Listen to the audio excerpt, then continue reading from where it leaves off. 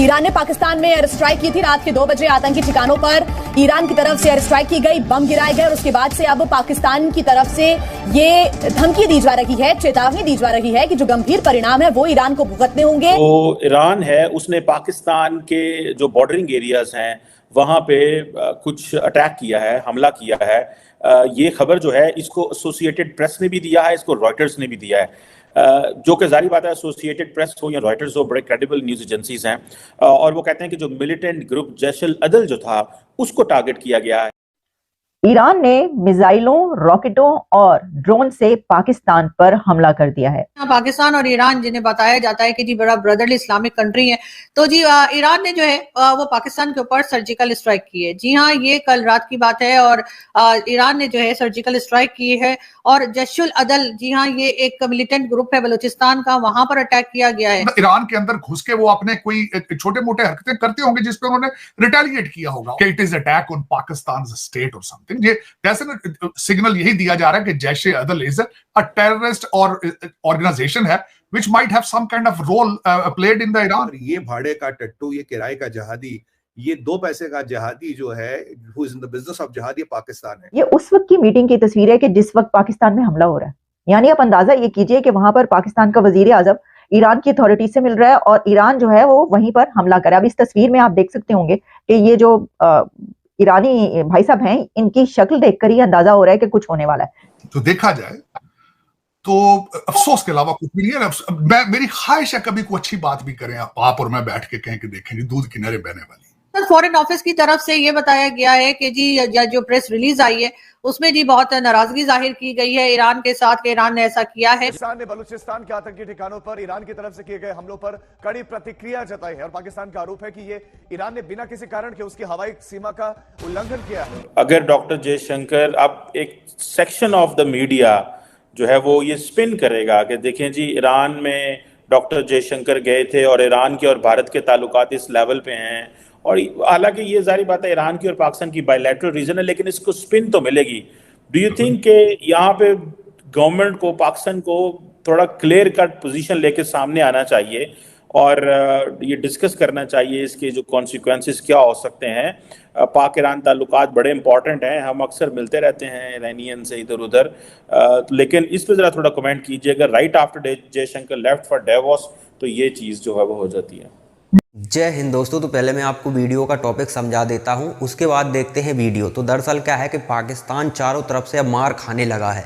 Pakistan deserve करता है। पाकिस्तानियों ने जो अपने लोगों के अंदर जहर भरा है दूसरों के प्रति, अब वो जहर बहुत महंगा पड़ रहा है। इन लोगों को लगा था कि काफिरों के घरों में घुस जाओ, उनकी ज़मीनें हड़प लो, उनके बच्चे उठा लो, मर्दों को गोली मार दो, घरों पे कब्जे कर लो, तो हमारा मतलब हमारा ही राज होगा पूरे पाकिस्तान में, हम बचेंगे और बड़ी शांति से रहेंगे। इनको पता नहीं था कि ये शांति तो मिलेगी थोड़ी देर के लिए, लेकिन वो क्षण भर की शांति है, उसके बाद अशांति ही अशांति आपके जीवन में आने वाली है। और वही पाकिस्तानियों के साथ अब होने लगा है। ईरान इनको पेल रहा है, बिरादर मुल्क है इनका। अफगानिस्तान का तालिबान इनको पेल रहा है, वो भी बिरादर मुल्क है इनका। तहरीक तालिबान पाकिस्तान जो कि इन्हीं के पाकिस्तान में रहता है, कुछ जगह पे उसी का वर्चस्व है, उन्हीं का कंट्रोल है। इनका तो कंट्रोल ही ख़त्म हो गया पाकिस्तानियों का, उन्हीं का कंट्रोल है, वो भी इनको आए दिन पेल रहे हैं। पहले वो आम नागरिकों को ठोकते थे, अब ठोकने लगे हैं सेना को, क्योंकि उन्हें पता चल गया आम नागरिकों को मरने से सेना को, सरकार को कोई फर्क ही नहीं पड़ता, तो उन्होंने सेना को पेलना शुरू कर दिया है। हालांकि कोई फंडिंग देने वाला देश नहीं है उन्हें। भारत आतंकवाद का कभी समर्थन नहीं करता। भारत की जगह कोई और देश होता और तहरीक तालिबान को फंडिंग देता तो सत्ता में आ जाते वो लोग, क्योंकि हथियारों की ज़रूरत है उन्हें। तो उनके पास, उन्हें तो दूसरा काम ही नहीं है। कौन सा दुकान चलानी है, बिजनेस करना है, कुछ सोचना है, परवरिश करनी है अच्छे से बच्चों की। बच्चा भी होगा उसे भी गन पकड़ा के चलो पाकिस्तान को फतेह करना और शरिया कानून लाना है, बस इसी में वो लगे हुए हैं। तो फंडिंग देने वाला नहीं है भारत। अगर फंडिंग दे रहा होता तो इनकी तो बैंड बज जाती। तुम जिन काफिरों के घरों में घुसे थे ना, ये आतंकवादी तुम्हारे घरों में घुसना स्टार्ट कर चुके हैं। हालांकि वो खबरें नहीं आती हैं। आतंकवादी शादियां तो करते ही होंगे, तो किसके बच्चे उठाते हैं? तुम्हारे ही उठाएंगे ना। अब काफिर कितने से बचे? 1% भी नहीं बचे। आतंकी तो हर गली मोहल्ले में है, तो वो तुम्हारे ही बच्चे उठा रहे हैं, तो उसका परिणाम भुगतोगे। ये स्वाभाविक कांटे वो हैं तो कांटे ही चुभने वाले हैं। तो चलिए अब आगे वीडियो देखते हैं, उसके बाद आगे चर्चा करेंगे। मैं एक छोटी सी मिसाल देता हूँ। अगर इसको स्पिन ये दे भी दिया जाए, दे भी दी जाए और एक एज्यूम भी कर लिया जाए कि हो सकता है जयशंकर साहब, बल्कि जयशंकर साहब ने दहशतगर्दी के बारे में जो प्रेस कॉन्फ्रेंस उन्होंने फॉरेन मिनिस्टर के साथ की है उसमें उन्होंने दहशतगर्दी का कंसर्न अपना शो किया। अगर एक मिसाल कर भी जाए, पाकिस्तान कर भी क्या सकता है? ना तो कोई आप देने की चीज सलाहियत रखते हैं, ना लेने की सलाहियत रखते हैं। एक मिसाल है डॉक्टर जयशंकर के कहने पे उन्होंने किया, एज्यूम कर लिया जाए, आप क्या कर सकते हैं?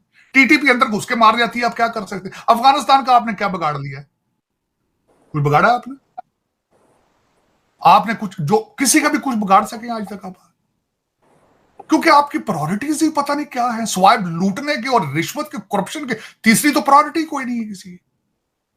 मैं एक मिसाल लेता हूं, ये बात बिल्कुल आपकी मेक सेंस करती है कि अगर देखा जाए ऑप्टिक्स यही बनते हैं अल्टीमेटली कि doctor Jaishankar was there, he was talking about दहशतगर्दी, he was talking about concern the state sponsored the things जो हमेशा एलिगेशन पाकिस्तान के ऊपर लगती हैं, और जैशे अदल भी इसी तरह की कैटेगरी में आती है, जैशे मोहम्मदी टाइप और जैशे दूसरी के सारे आते हैं, जिस तरह जैश लश्कर तैयबा और सारी।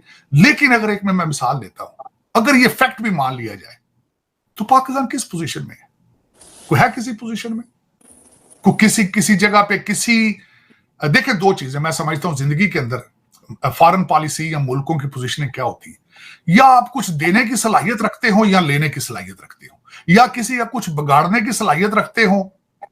लेकिन आपके पास जब सलाहियत ही कोई ना हो तो फिर आप क्या करेंगे? आपके पास आप देखिए आप क्या कर, स्वाए को टूटा फूटा वो हमारी मैडम जारा बलोच है, वो आके एक प्रेस कॉन्फ्रेंस छोटी सी कर देंगी, 10 बच्चे बैठ जाएंगे वहां पे जर्नलिस्ट, वो कह देंगे कि हम इस चीज को कंडेम करते हैं, हमारी सॉवरेंटी के ऊपर अटैक किया गया है। तो बस यही है, और क्या कर, हम यूनाइटेड नेशंस को लेटर लिख देंगे, बस यही। और क्या इससे क्या आगे जा सकते हैं? चीमा साहब, दर हकीकत देखिए, मैं लफ्ज इस्तेमाल करना चाहता हूं जो मैंने रिसेंटली लर्न किया है, जिसको इस वक्त भारत बड़ा, जिसके ऊपर बहुत ज्यादा उनका फोकस है इस वक्त, स्ट्रेटेजिक ऑटोनॉमी। उसको किस तरह अचीव किया जाता है? तो पाकिस्तान ने कांटे वो हैं भैया, तो कांटे ही चुभने वाले हैं। यहाँ पे मैं था तो पाकिस्तानियों के लिए बड़ी समस्या अभी खड़ी हुई है। ईरान ने मिसालें दाग दी हैं। ईरान हालांकि ऐसा नहीं है कि पाकिस्तान की लेवल का देश हो, उसके पास कह सकते हैं थोड़ा अच्छी व्यवस्था है हथियारों के, क्योंकि रूस का समर्थन उसे काफ़ी हद तक है और चीन भी उसे फंडिंग करता रहता है, काफ़ी देश उसके समर्थन में, क्योंकि वो उसकी स्थिति बढ़िया है। पाकिस्तानियों की तरह हालात नहीं है उनके, कहीं भी कुछ हो जाए ये कूद पड़ते हैं उंगली करने के लिए। अच्छा, पाकिस्तान यहाँ आप देखिए कि ईरान का ये मसला है कि वो भारत के मसलों में ज़्यादा नहीं घुसते। हाँ, कुछ गड़बड़ कहीं से फंडिंग के जरिए आतंकी संगठनों को करते रहे हैं, वो तो उनका काम ही है, लेकिन सीधा सीधा नहीं आते। क्यों नहीं आते? क्योंकि भारत से वो नहीं चाहते कि रिश्ते खराब हो, क्योंकि भारत से भी रिश्ते खराब होते हैं तो अमेरिका की गुट में ये चला जाएगा, हमारे लिए खतरा खड़ा हो जाएगा। ठीक है, तो यहाँ उनका मैटर ठीक है। पाकिस्तानी किसी से भी भिड़ने के लिए तैयार है, अमेरिका हो, भले डॉलर दे रहा है, जिस दिन से डॉलर देना बंद उस दिन से गालियाँ देना चालू। इजराइल हो, भारत हो, ऐसा कोई देश ही नहीं है जिससे इनकी अनबन ना हो। अफगानिस्तान में तालिबान को इन्होंने बिठाया, वही अब इन्हें पेल रहे हैं। ये तहरीक तालिबान पाकिस्तान इन्होंने खड़ा किया था भारत के लिए, अब वो इनको ही रेल रहे हैं। वो कह रहे हैं भैया भारत में गजबा हिंद बाद में करेंगे, पहले गजबा हिंद पाकिस्तान में करना है।